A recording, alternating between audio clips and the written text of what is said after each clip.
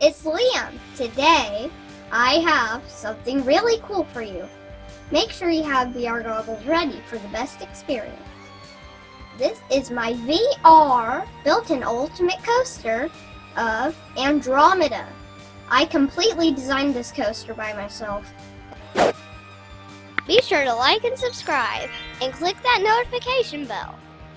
And also, if I sound a little bit not like normal, I had the flu for a week and I'm recovering right now. So, here we go. Hey guys, if you have a pair of VR goggles, now would be a good time to put them on. Up it's going, up the lift hill. Enjoy the ride. So, here we go down the drop.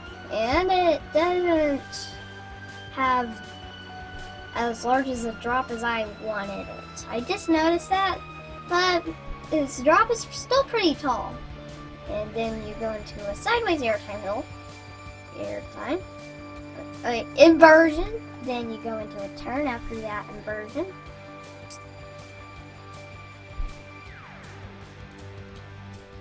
And then you drop out of it, go into an airtime, go into a sideways airtime, go down into a barrel drop like on Storm Chaser. Then you do a twisty. This is the airtime.